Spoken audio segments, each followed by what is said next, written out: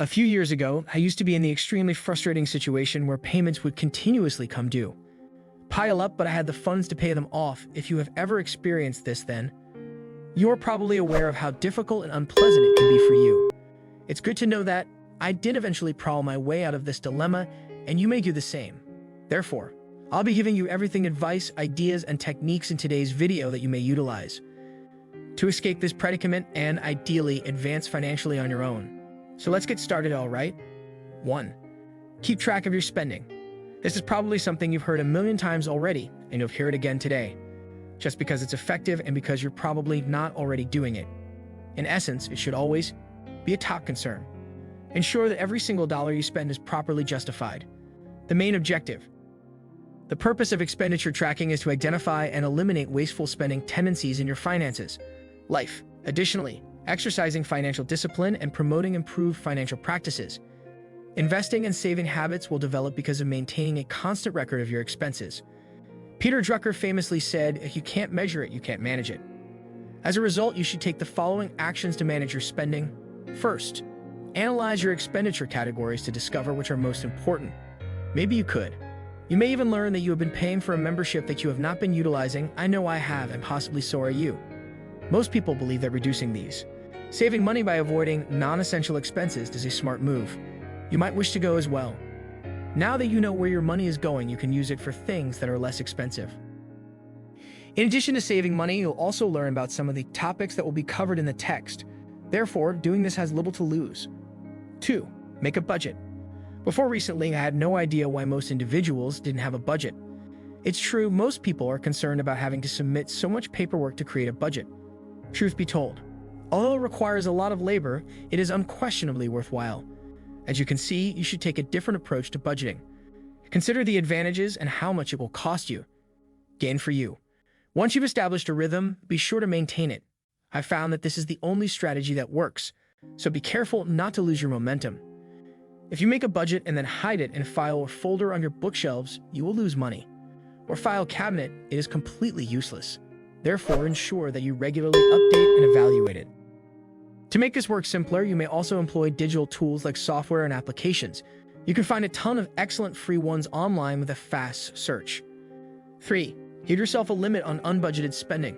Spontaneously purchasing something that can be joyful and emotionally rewarding, which is literally something you hadn't planned for. It's common knowledge. However, that feeling of elation might not last long, resulting in impulsive purchases that you neither need nor want.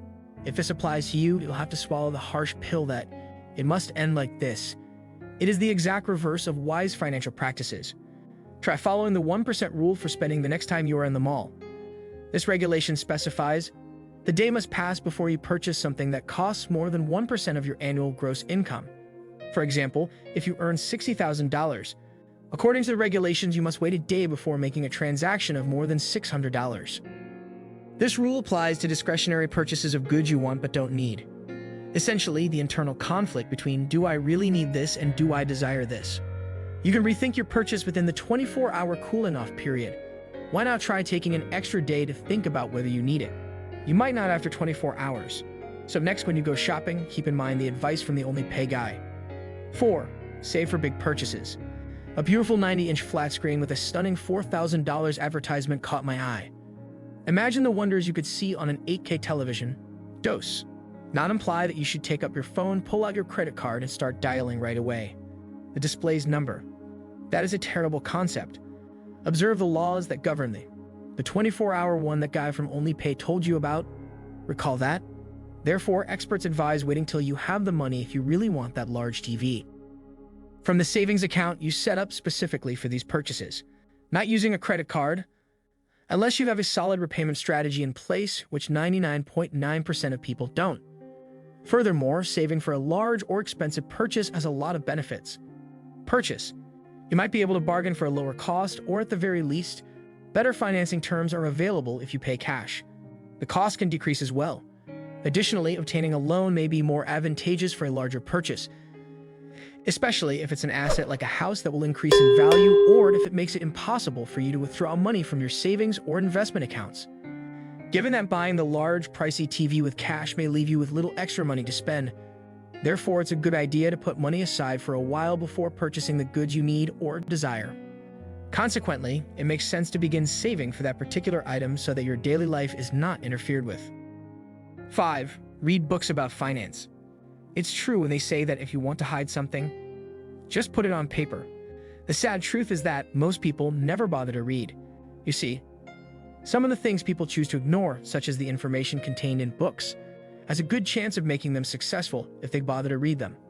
Learning is a continuous process, and the more you do it, the sharper your skills become. The ability to make wise financial decisions is the chief advantage of financial literacy. It gives us the information and abilities we need to properly manage our finances, including budgeting, saving, borrowing, and investing. As a result, we are better positioned to meet our financial objectives and establish financial stability. It's kind of like a superpower, and it really puts you in a comfortable situation knowing that you are in control of your financial destiny. 6. Lower your monthly bill. Cutting your monthly spending is one of the simplest ways to gain control of your money. While you might not be able to cut back on certain permanent costs like rent or vehicle payments without making significant lifestyle changes, you can cut back on variable costs like clothes or entertainment by being adaptable and thinking sparingly. To begin saving on things like your energy bills, you may, for instance, use less power, pick a different life or home insurance company, or shop for your groceries at bulk discounts. Additionally, you shouldn't accept a loan just because your salary and credit make you eligible for one. Many people believe that the bank will not give them a credit card or a loan that they cannot afford. But the bank is only aware of the income you have disclosed and the debts shown on your credit report. The bank is unaware of any other commitments that would make it difficult for you to make timely payments based on your income and other monthly responsibilities. You must therefore determine if a monthly payment works for you. I hope you enjoy these 6 money rules for financial success. Make sure to like, subscribe, and turn on bell notifications so you don't miss any video just like this one. Thanks for watching.